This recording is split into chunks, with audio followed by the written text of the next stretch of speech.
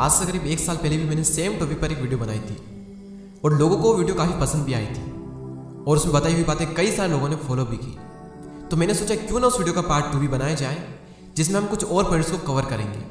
ये बात तो मुझे आपको बताने की ज़रूरत बिल्कुल भी नहीं है, क्योंकि ये बात तो आपको खुद भी ऑलरेडी पता होनी चाहिए कि अभी जिस एज में आप हो वो एज आप सबकी लाइफ की सबसे इंपॉर्टेंट एज है और आपकी लाइफ का सबसे इंपॉर्टेंट टाइम है। तो क्या वो बातें हैं जो कि हमें समझनी चाहिए, जो सिर्फ और सिर्फ अभी समझी जा सकती हैं, क्योंकि बाद में तो पछतावा करने के सिवाय हम कुछ कर नहीं सकते, लेकिन अभी हम बहुत कुछ कर सकते हैं, इवन सब कुछ कर सकते हैं। So let's start. तो नंबर 1 पॉइंट यहाँ पर आता है, think big but be ready to start small.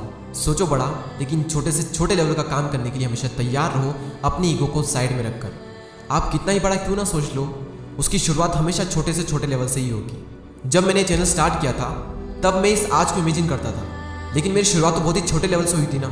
इसी तरह बड़ा आप कितना ही सोच लो, अच्छी बात है, लेकिन उसकी शुरुआत हमेशा छोटे से छोटे लेवल से ही होगी। अगर आपको पता है कि आपको लाइफ में क्या करना है तो ठीक है, लेकिन अगर आपको नहीं पता है कि आपको लाइफ में क्या करना है तो सीखने के लिए जो काम मिल रहा है वो काम आप करना। अपनी ईगो को साइड में रखकर बिना दुनिया की परवाह किए बस सीखते रहो, चाहे काम कैसा भी हो। लेकिन हाँ, सोचना हमेशा बड़ा ही है। एंड गोल हमेशा हमारे माइंड में बड़ा ही होना चाहिए, चाहे शुरुआत हमेशा कितनी ही छोटी लेवल से क्यों ना हो। सेकंड पॉइंट यहाँ पर आता है, डोंट टेक एनीथिंग पर्सनली। यही वो एज है जिसमें कई सारे लोग फालतू की बातों को और कुछ लोग तो हर बात को सीरियसली ले लेते हैं। सिर्फ यही एज है, किसी ने कुछ कह दिया, नंबर थोड़े कम आ गए, दूसरों से कंपेयर करने लगते हैं और भी बहुत सी चीज़ें, छोटी छोटी बातों को लोग सीरियसली ले लेते हैं। और इसी एज में होता है ये सब। ना तो बचपन में हम ऐसा करते हैं और ना ही 25-30 की एज की बात करते हैं। ये 14 से तो 20 के बीच में ही होता है। और इतना पक्का है कि आने वाले टाइम में आपको पता चलेगा कि यार ऐसी चीज़ों को मैं फालतू में सीरियसली ले रहा था। तो जब आगे जाकर इसका एहसास होना ही है तो क्यों ना इसका एहसास अभी कर लो ताकि ज़िंदगी ठीक से जी पाओ। थर्ड पॉइंट यहाँ पर आता है, stop feeling bad about the past. मान लो कि आपकी एज जब 20 साल है तो आपको आने वाले 50 सालों के बारे में सोचना चाहिए, या फिर बीते पिछले कुछ 1-2 सालों में जो आपके साथ बुरा हुआ है उसके बारे में। ज़रा सोचो इसके बारे में एक बार। एक तरफ है आने वाले 50 साल और एक तरफ है बीते हुए 1-2 साल। तो आप किसके बारे में सोचोगे, आने वाले 50 सालों के बारे में या फिर बीते हुए 1-2 सालों के बारे में?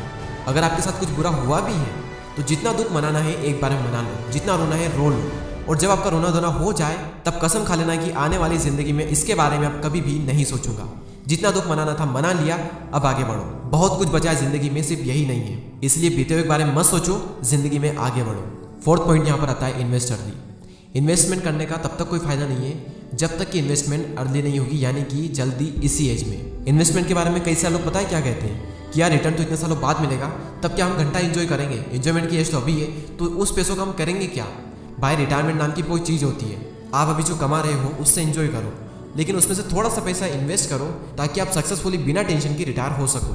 देखो, इस दुनिया में पैसा कौन नहीं कमाना चाहता, सब फाइनेंशियल स्टेबिलिटी चाहते हैं, पर उसके लिए ज़रूरी है कि आप अपने फाइनेंस को मैनेज करें, अपना पैसा स्टॉक मार्केट में लगाएं। लेकिन अगर आपको स्टॉक मार्केट की इतनी नॉलेज नहीं है तो आप इनिशियल पब्लिक ऑफरिंग यानी आईपीओ में भी अप्लाई कर सकते हो। अभी रिसेंटली बहुत सारे आईपीओ जैसे नायका, पॉलिसी बाजार, परास डिफेंड लिस्ट हुए हैं और बहुत अच्छे लिस्टिंग गेन्स भी किए हैं, और आगे ऐसे ही बहुत बड़े बड़े आईपीओ आने वाले हैं। ऐसे में मैं आपको रिकमेंड करूंगा कि आप भी आईपीओ में अप्लाई करें।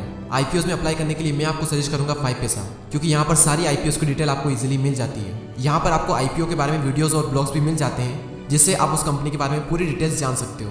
और तो और आप बहुत इजीली आईपीओ में इन्वेस्ट कर सकते हो सिर्फ 2 स्टेप में। Step number 1, choose and apply for the IPO in the IPO section, and second step, block your fund through UPI. पर उससे पहले जरूरी है कि आप अपना डीमैट अकाउंट ओपन करें, उसके बाद ही आप किसी आईपीओ में अप्लाई कर पाएंगे। 5 पैसा में आईपीओ की डिटेल्स जैसे issue price, listing date, lot size बहुत इजीली अवेलेबल है, और तो और कंपनी डिटेल्स जैसे प्रॉफिट लॉस, प्रमोटर की डिटेल्स बहुत इजीली मिल जाती है, जिससे आपको उस आईपीओ में अप्लाई करना है नहीं करना डिसीजन लेने में बहुत ही हेल्प मिलती है। 5 पैसा पर आप सिर्फ 5 मिनट में अपना डीमैट अकाउंट ओपन कर सकते हैं, वो भी फ्री में। तो देर किस बात की, लिंक डिस्क्रिप्शन में दिया है, अभी डाउनलोड करें 5 पैसा ऐप, जो कि अब निवेश करना हुआ और भी आसान और लाभदायक। नेक्स्ट पॉइंट यहाँ पर आता है, हैव अ फन। जिंदगी में थोड़े मजे भी करो। आई एम नॉट सेइंग सिर्फ मजे करो, क्योंकि हमने बात की है कि लाइफ का ये सबसे इंपॉर्टेंट टाइम है। यही वो लाइफ का पार्ट है जिसमें हम सबसे ज़्यादा हार्डवर्क कर सकते हैं, और यही वो पार्ट है जिसमें हम अपना करियर भी बना सकते हैं। तो यही वो लाइफ भी है जिसमें हम सबसे ज़्यादा मजे कर सकते हैं। हो सकता है कि आने वाली लाइफ में हमारे पास टाइम ना हो, कुछ हेल्थ इशू की वजह से हमारे पास में एनर्जी ना हो, तो एंजॉय करने के लिए भी आपके पास यही टाइम है। इसलिए जो करना है वो करो, खूब मेहनत भी करो, लेकिन उसके साथ में ज़िंदगी को जियो भी। अपने मेन वर्क के साथ साथ कुछ ऐसा करते रहो जिससे कि आपको अच्छा फील होता हो। अब वो हर इंसान के लिए कुछ भी हो सकता है, लेकिन लिमिट में, बस इतना ध्यान रखना। नेक्स्ट पॉइंट यहाँ पर आता है, don't be afraid of fear. डर से मत डरो। इस एज में कई तरह के डर होते हैं, मुझे भी बहुत थे। मैं बताऊंगा कि मेरे अंदर क्या क्या डर थे, मैंने उन्हें कैसे खत्म किया।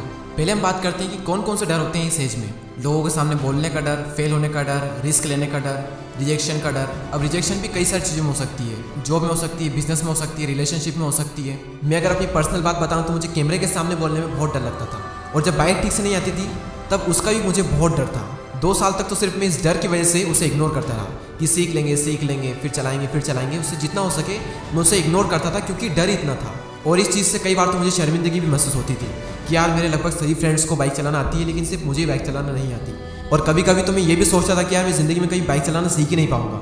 लेकिन पता नहीं एक दिन मुझे क्या जोश चढ़ा कि मैं बिना डरे अपने फ्रेंड को बैठा करके टेबल लेने चला गया, और उस दिन मैंने खुल करके बाइक चलाई, खुल करके। और उसके बाद मेरे अंदर का सारा डर खत्म हो गया। तो डर को खत्म करने का एक तो ये तरीका है कि जिस काम को करने से आपको डर लगता है, एक बार खुल करके उस काम को कर दो, आपका डर हमेशा हमेशा के लिए खत्म हो जाएगा। एक तो ये तरीका है। और एक और मैं बताऊँ तो कैमरे के सामने बोलने का डर, क्योंकि मेरा एक और भी यूट्यूब चैनल जहाँ मैं फेस कैम वीडियोस बनाता हूँ, तो पहले मुझे कैमरे के सामने बोलने से भी बहुत ज़्यादा डर लगता था। तो वो डर खत्म हुआ प्रैक्टिस करने से।